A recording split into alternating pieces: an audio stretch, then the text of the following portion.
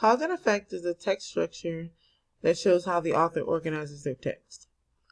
We have to pay attention to close details in order to identify the cause and effect. The cause is why something happens. The effect is what happened. For example, Thomas did not feel well this morning is the cause. The effect is he did not go to school. Some of the clue words that we can look at in order to identify cause and effect are therefore. So Thomas did not feel well this morning, therefore he did not go to school. Then we have so.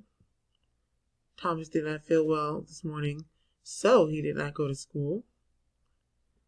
If Thomas did not feel well this morning, he did not go to school. Consequence. The consequence of Thomas not feeling well this morning is that he did not go to school today. After Thomas did not feel well, he did not go to school today. Result. The result of Thomas not feeling well today is that he did not go to school.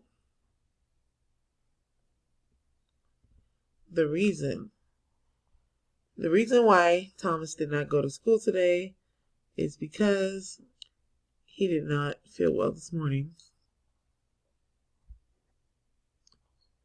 Which also ties in because here. Thus, Thomas did not feel well this morning. Thus, he did not go to school today. And since Thomas did not feel well this morning, he did not go to school today. It is also possible for the author to list the effect first and then the cause. For example, Thomas did not go to school today because he did not feel well this morning. So we have to be able to identify which part of the sentence is the why something happened, and then which part of the sentence is what happened.